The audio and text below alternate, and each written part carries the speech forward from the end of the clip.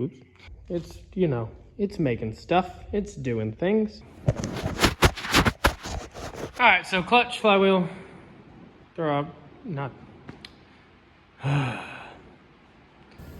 Need to get this thing outside because I don't want to die from carbon monoxide.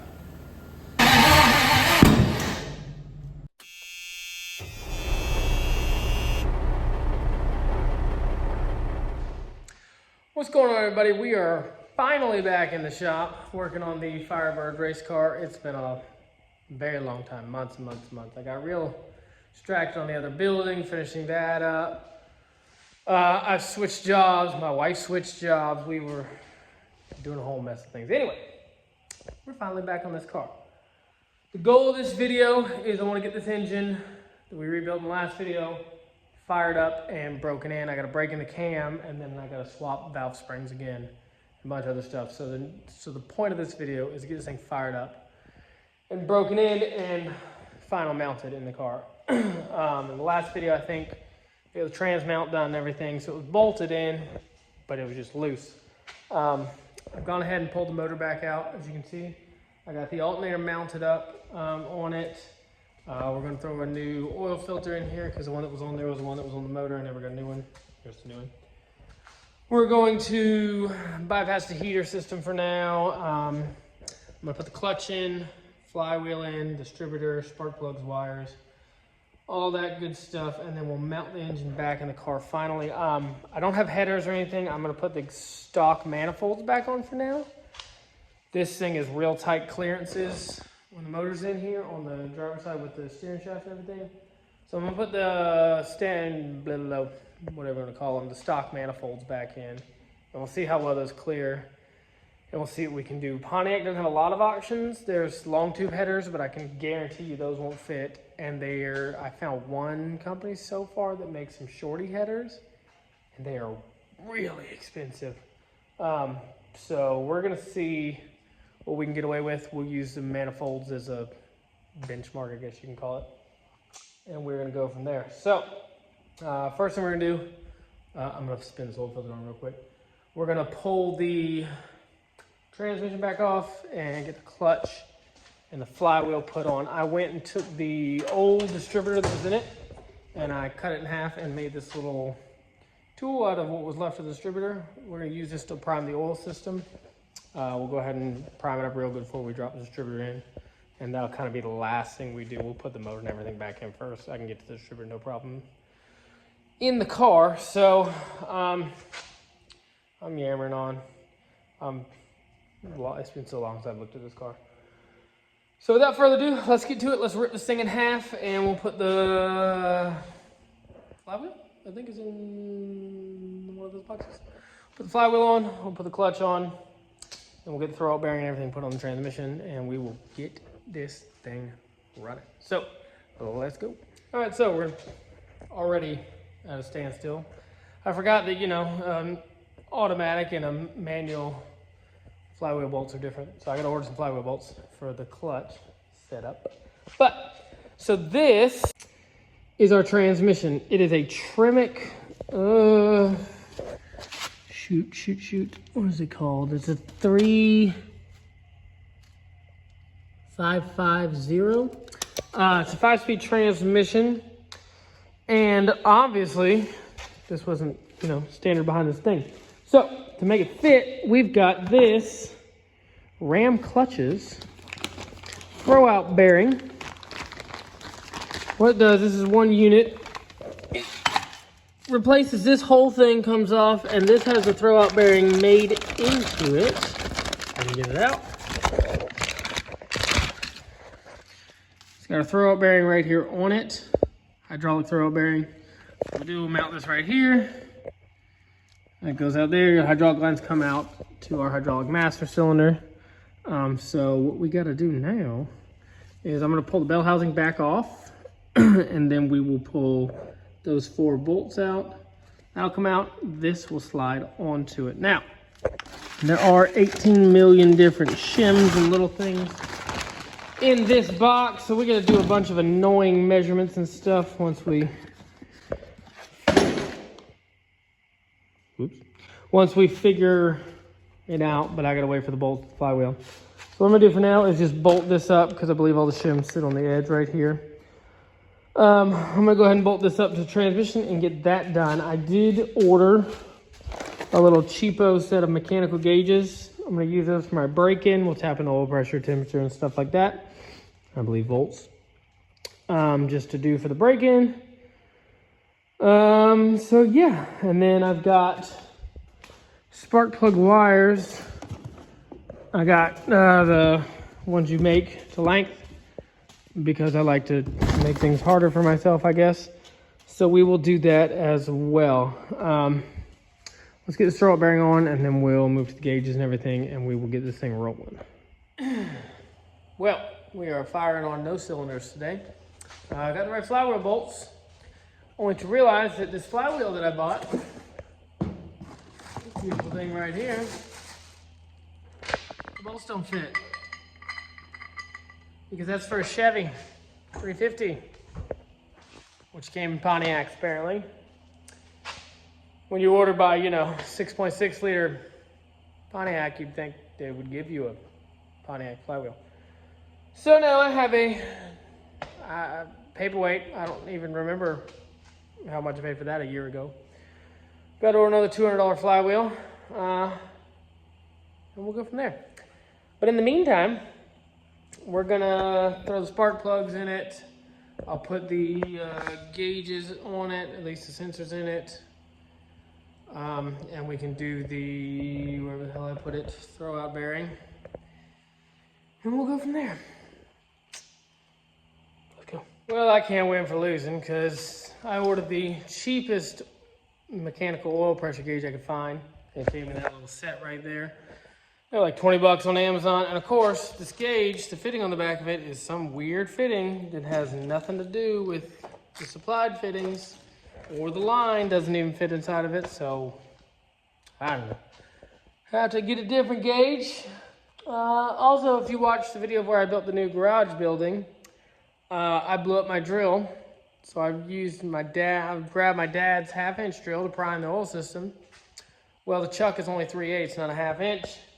Which means that the tool won't fit in the drill, so the only drill I have that'll fit in is my electric.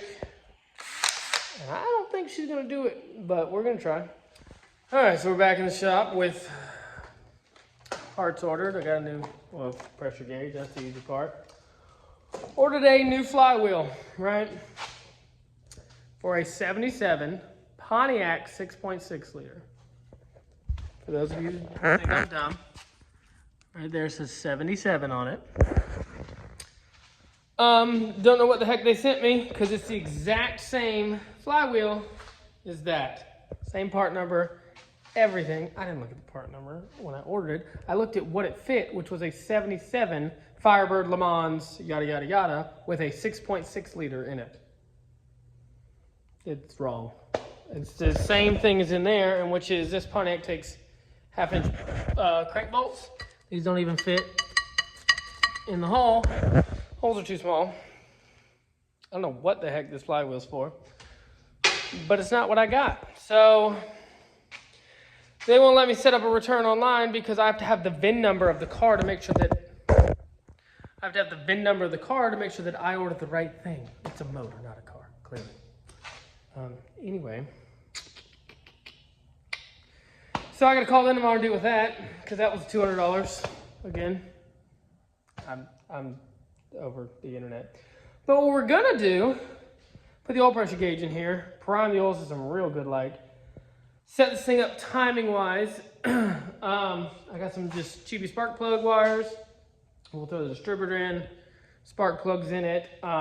We can go ahead and put the manifolds on. Basically everything but the flywheel. And then, yeah, we'll go from there.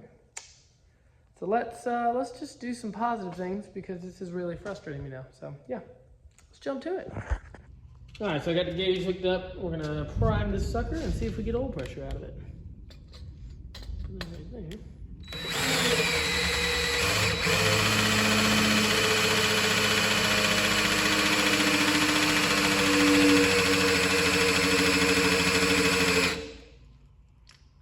Of course, the gauge is leaking. Why wouldn't it be? Pause. All right, replace the little hose on the gauge and that fixed or whatever. As the internet had forewarned me, that was definitely not strong enough to fully prime the system. I've started to get a little bit of oil out of some of these rockers, but that thing smells like it's about to catch on fire. So I'm not gonna ruin my drill. It's, you know, it's making stuff, it's doing things. We'll pretend it's fine. Next thing we're gonna do is I'm gonna turn this thing over and make sure we're on top dead center real good. We'll slip the distributor in, put the one spark plug in, number one cylinder, and then we can jump onto the manifolds. I had a broken bolt in this cylinder right here, or in this cylinder, in this manifold hole. I drilled it out. I don't know if you can see down there, but part of it's still in there. I got a tap. I'm gonna try to tap it out. If not, we can over drill it and I'll put a helicoil in it. Not super concerned about it, mainly because I'm just kind of over that bolt. I spent a lot of time dealing with that. So let's jump to it. Let's get this thing on top of the center and put the distributor in, and we will move forward.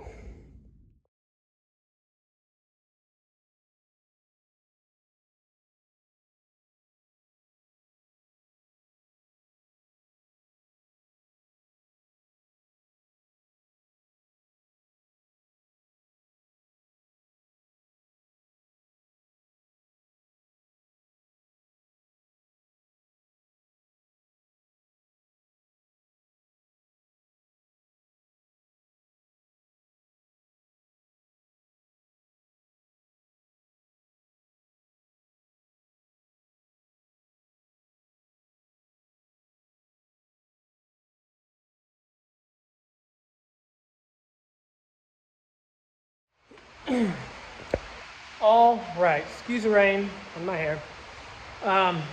We are finally on track. I said finally, it's been well over a month and a half.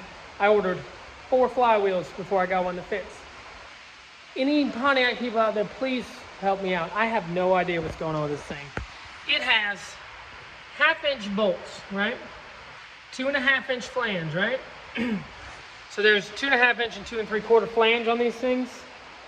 I ordered 3 different 2.5-inch flanged flywheels, and for Pontiac 6.6, 1977. That's what year this block is. And nothing. I said, fine. Finally ordered a 2 3/4-inch flange, and it fits great. The bolt holes line up, right size 1/2-inch bolt holes. All the 2.5-inch ones, there's one over there, were 7/16, something like that, bolts.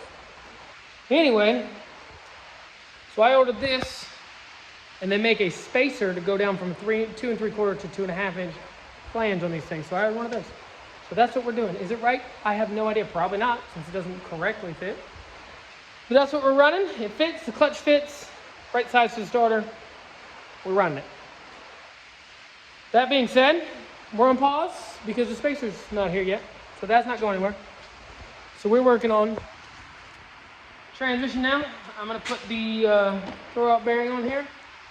Basically what it does is it replaces this, which your normal throwout bearing would ride on. This whole thing comes out. This whole flange bolts into it. It's got a stud to keep this thing in line, to keep it from spinning so that your hydraulic lines point outward. So I'm going to unbolt this real quick, slap it out, put the new one in. The only thing that's annoying is it comes with a bunch of shims. So you got to shim it to your clutch. But obviously I don't have my flywheel doodad yet, so we're gonna go ahead and just bolt this up and get the hydraulic line run. It came with this, which is a bleeder line, but it didn't come with a hydraulic line, which is fine. I ordered one, it was like 30 bucks. So we're gonna get this installed, that installed, and when the line comes in, we'll put that in. And then we can make all this garbage together. So let's jump into this. All right, so we got everything in there. Like I said, we got these shims we got to deal with. I got to wait till the spacer gets here so I can put the flywheel and the clutch and everything on. And basically these little shims sit behind here on this little ridge. Just space it out just so you can get a better clutch clearance. So that's all we can do that right now. I've got to run a heater bypass over there real quick. And then I'm gonna put the temperature sensor in, kind of just killing time until the parts show up. So I'll do that real quick. I'm gonna go bore y'all with that. And then whenever parts show up for that, we'll jump back in. So let's go. Alrighty, so we got our little adapter in. It's literally just a metal ring. It's supposed to take up the gap between there and there. Now clearly, company makes this, so I don't know if this is a common thing. I don't know what the deal is. Anyway, I also don't care. So we're gonna throw the flywheel on, and then we can throw the clutch, obviously throw the clutch on, then throw the transmission on so we can try to shim our throw out bearing. And once we get that crap together, we can put this thing back together. So let's jump that on real quickly. So clutch, flywheel, pressure plate, good to go. My hose came in for the throw out bearing, so that's good to go. So now all we gotta do is shim throw out bearing to that guy. The instructions give you this complicated math thing. I'm supposed to measure this and measure the bell housing and measure the crankshaft flange and measure the fingers to the yada yada yada. I'm gonna put the transmission on and see how big of a feeler gauge I can fit between the throw out bearing and the fingers. They want 0.15 to 0.2 of an inch of gap between the two. So we'll bolt this thing up, see what kind of gap we got, pull it back apart, and shim it accordingly. So let's chuck her back on. All right, so let's see what we got for a gap. It's a little big. I think it's probably a little bit more than 200 thousandths. All right, let me grab some feelers. See where we're at. All right, so keeping and doing things the wrong way, I use my little feeler gauges, which are 5/8 inch washers. Two of these are about 4/16. 0.2 inches is about 3/16. 1.5 is somewhere in the neighborhood of 1/8 of an inch.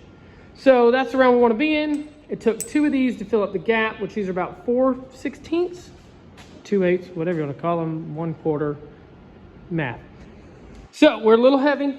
So with these two shims, this gives me a little bit over 1/16 of an inch of shim, which should bring you right in the middle of the 150 to 200 range. Well, 0.15 to 0.2.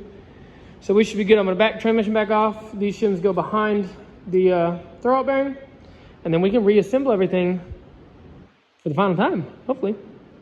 Do that. I'm gonna go ahead and throw the starter on once I get the transmission put back on. And then, I'm gonna bolt the I got some turn down flanges for these. I'm gonna bolt them up. Like I said, these manifolds are temporary just for the break-in. I don't know what headers will fit. I'm gonna run these in here and see how much clearance I got. There are some shorty headers, or there's obviously long tube headers. There's not a ton of options for Pontiacs, at least not feasible price-wise. So we're gonna run these manifolds for the break-in, see how much room I got, see what I can do. And we'll go from there. Let's get these shims put in, put the transmission back in, and then we can get this thing thrown back in the car. And then we gotta start mocking up the cooling system. And once we get the cooling system done, I'm just gonna temporarily run a fuel system. I got a rebuild kit. I don't know if you can see it way over there, for that Edelbrock. I'm gonna rebuild that, and then we will throw it on, make a little makeshift fuel system, and we can do the braking on this thing. So let's jump to it. All right, and like that, engine, transmission are back in, bolted down. Now, does it fit? Yes, barely. The driver's side's a little tight. You can see I got decent room between the steering shaft and the engine. That's the closest spot right there, and I can get my finger through it with no problem. I will need 90 or 45 boots on all these because we're hitting like come on, focus camera. We're hitting right here on the control arm. That one's hitting on the steering shaft. See, that one's got a 45 and clear is fine. Same with that one. But I got a, if you can see them way over there, a custom set of spark plug wires. They come with boots, 45s on them, and straight. So I'll just make sure 45s. I got way more room over here. And if you remember, that's because I had to flip flop the mounts, one up, one down. I have some adjustment. I could scooch it this way a hair. Only problem is this engine's already leaning. It's not super, I just fell. This engine's already leaning. It's not a lot right now. It's almost level. But anymore I scooch it over, this mount will slide down, this mount will slide up, so it would just cock it even more. But I'm okay with it right now. At least for the initial startup, will be more than fine. So we're gonna go ahead and work off of this now. I got a few little small things to do. I got to button up. That's the wire I ran for the alternator. I got to put eyelet on it, hook that up. I got to hook the ground stud back on it. Put the coolant gauge, alternator gauge stuff on. But the main thing we got to do is put the radiator in. I got to have a cooling system for this sucker. Got to have a cooling system for this thing. So let's unbox this. I got this universal Chinesium eBay radiator. It's supposed to fit a Chevy Camaro this year, which is the exact same everything. So it should fit here. It's got dual electric fans on it. That's why we're not running the fan on there. So what we're gonna do for the startup is I'm just gonna hot wire the fans and everything. We're just gonna hot wire the heck out of this thing to get it to run and break in, and then we'll do some final wiring and everything later. So let's get this thing unboxed and see how we can get this sucker to fit in here. So we're limited on space up here. Since this car's so low to the ground, obviously I can't stand this thing like this because it would be higher than fender. So the plan is probably going to give her the old lean treatment, one of these numbers. This thing barely wants to fit between these frame rails. So I'm going to see if I can't persuade it just, I mean it kind of fits. See if I can persuade these with a hammer real quick. If we can get this thing to sit between the frame rails, we can build some brackets, give her one of these, and we should be good to go. So let me see if I can tickle this here frame real quick.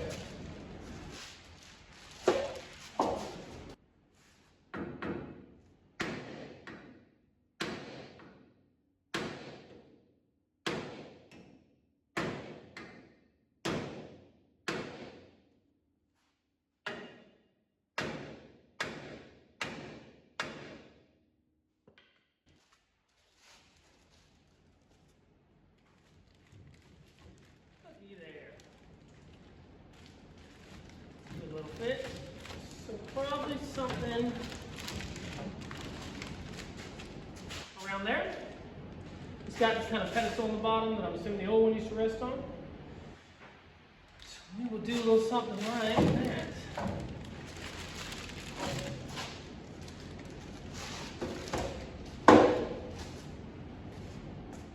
All right, and just like that, we got a cooling system.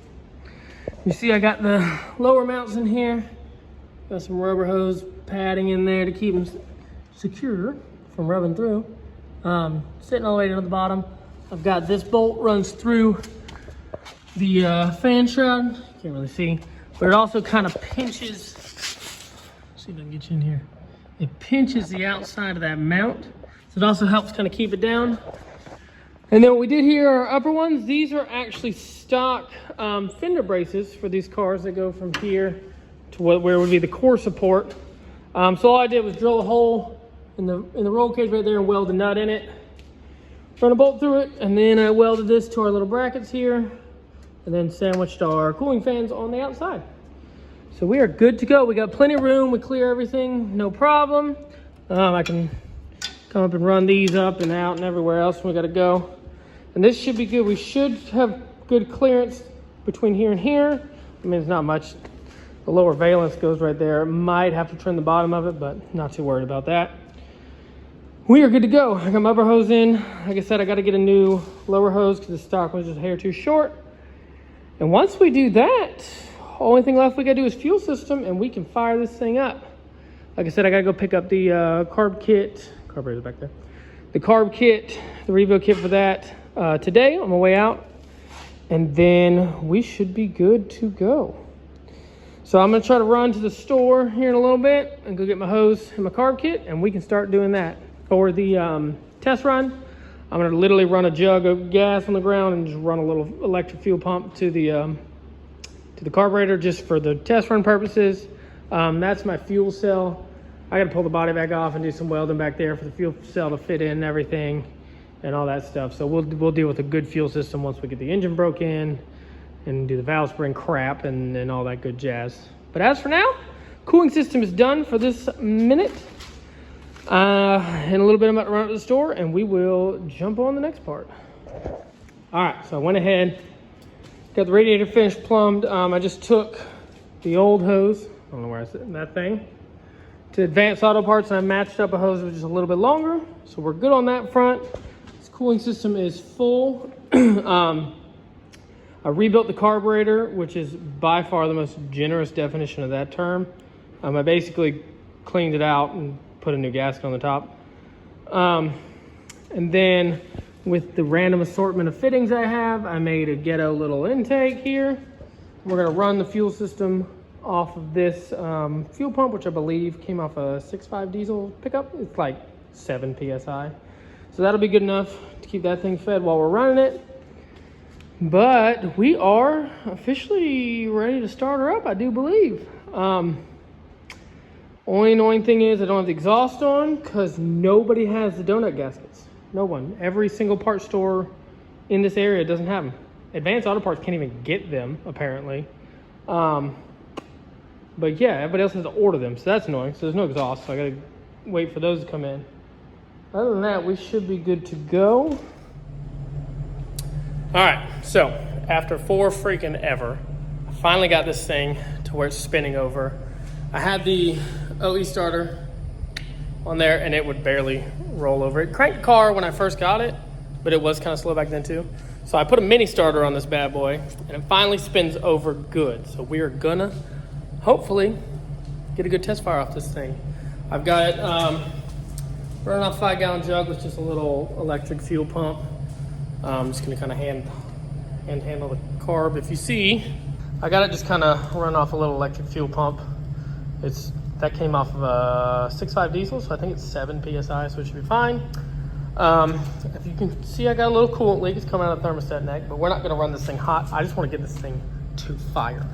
I gotta reseal that. Honestly, I think the neck is kind of warped, but anyhow, I'm just so ready to hear this engine fire up. So let's get to it. I'm gonna hook the battery up and we're gonna get this thing a good old try. See what happens. Let's go.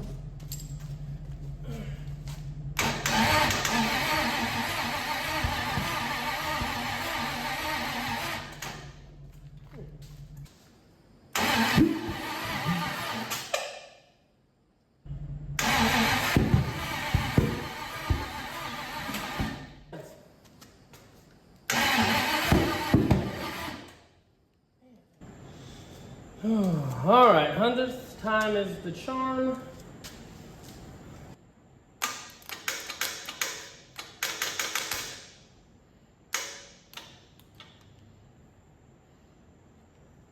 Connection. Up a little bit.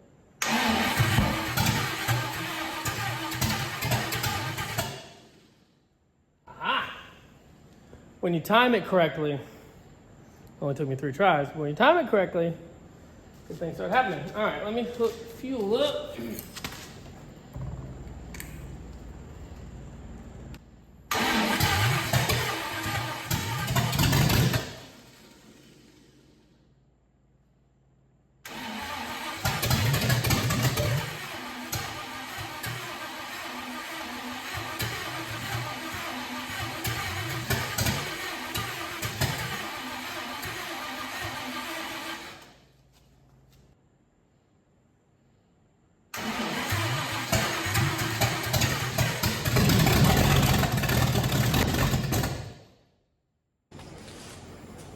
All right, so we know the motor works enough, cranks up.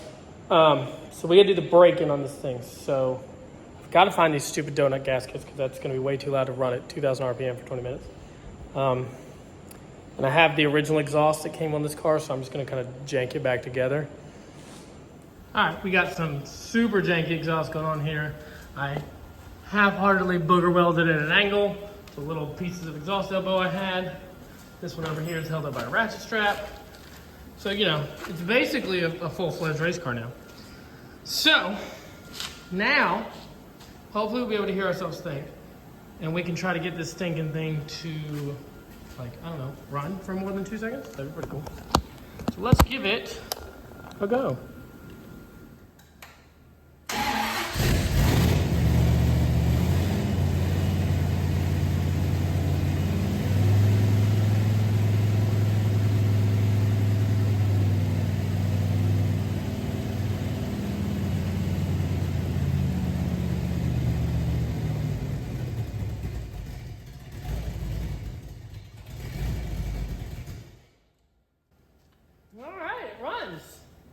And I can hear. Obviously we got to do a break-in on this thing. If you notice, she was hitting 80 psi oil. Need to get this thing outside because I don't want to die from carbon monoxide. Let me see if I can do some clearing and if we can push this cobblestone mess together outside. Let's go. Alrighty, after some finagling, move the car around. I got some fans set up. We're gonna try to, these casters suck.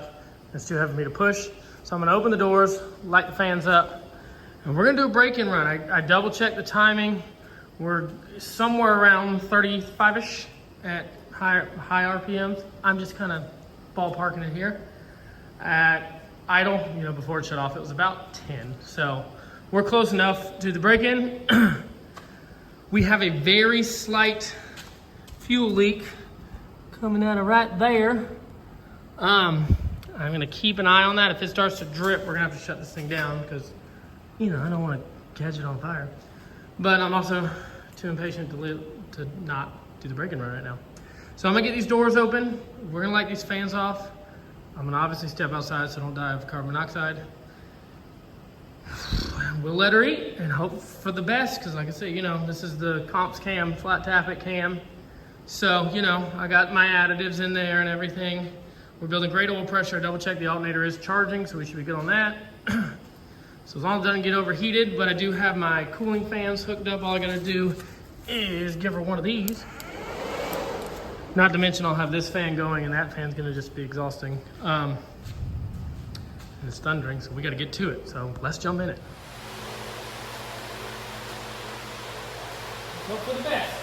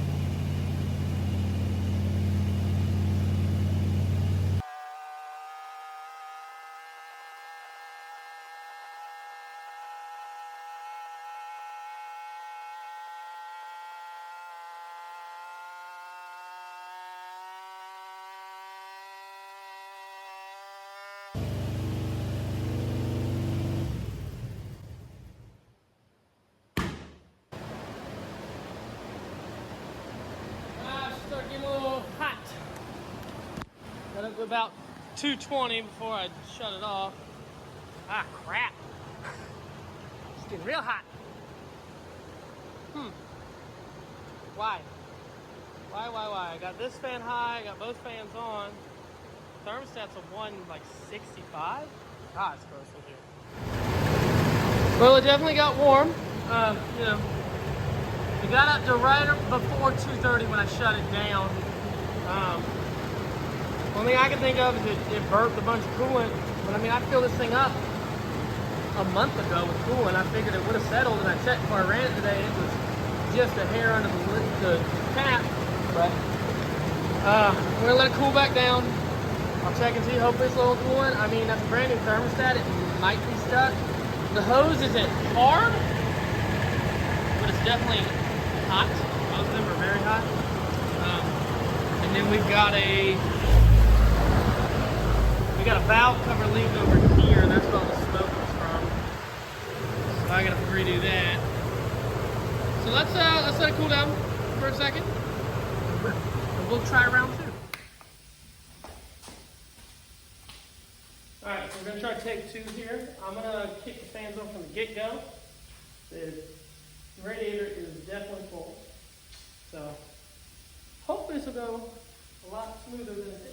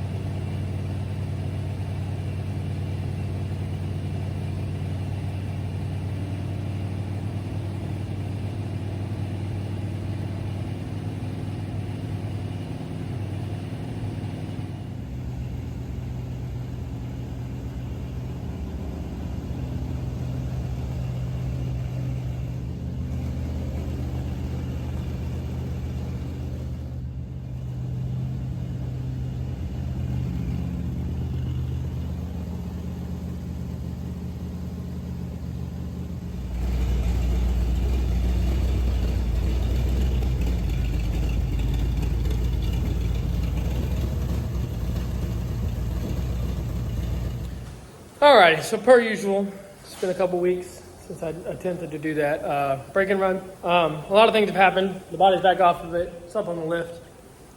I did go ahead and get what I'm going to call the break and run done. I got a little frustrated with the thing overheating. I got a break and run done. It wasn't ideal. I got to run for probably about 8 or 9 minutes, and it would get up to about 2:30. So I'd have to bring it back down to like a lightly high idle, and it would cool itself back off, and then I run it back up. So is it ideal? No. Is it going to work? We'll find out.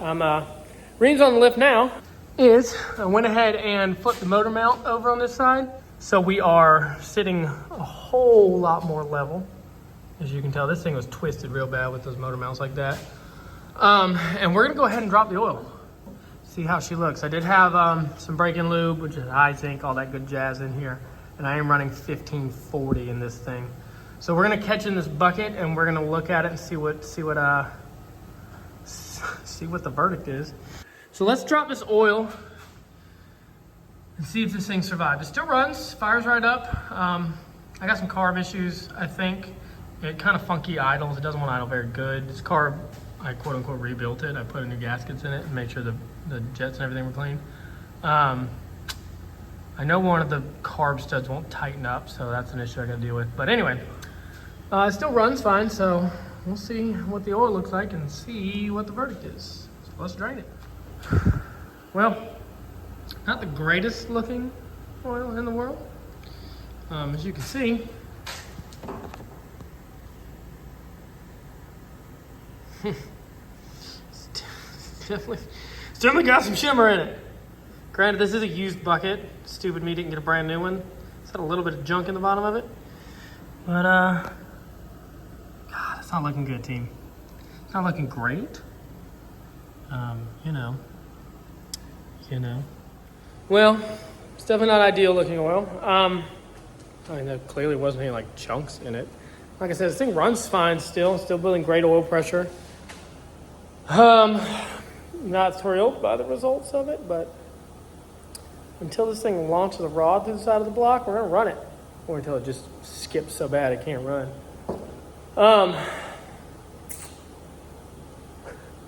Let's just, time will tell, I guess.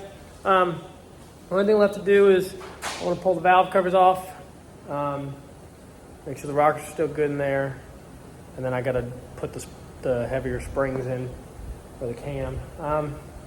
It's not ideal, but it is what it is. I mean, you know, it's not great looking oil, but we're gonna run it until something bad happens. That's my plan, at least. But I think that's probably where I'm in this now, because this video is taking me 4 months probably to make. We're literally, as soon as I hit in, I'm going to start on the next video. Next video is going to be drivetraining this thing to where it'll run. I got to do the clutch, linkage, master cylinder line, all that stuff. I could do brakes. I'm going to get drive shaft made. I got to figure out why the rear end doesn't do rear end things. But yeah, so that's the end of this video. It runs. I'm happy that it runs. As of right now, it runs fine, even with that crappy oil in there. I'm going to throw some fresh oil in there, heck of a lot of zinc stuff in there, and we'll see what happens. I'm going to put the valve springs in there, and then we'll go until it blows. How's about that? And if it does, we'll find another motor to put in. But thank y'all for watching. This has been a long time coming. I've been working on this thing, just not quickly. But yeah. So we'll see y'all in the next video. In the next video, hopefully this thing will be driving around, probably looking like this, but it'll be driving. So, you know, gotta have goals in life. Thank y'all for watching. As always, hit the like and subscribe. Feel free to tell me in the comments how I've ruined this engine. It probably is. You never know. We'll find out. Thank y'all for watching, and we'll see y'all next time.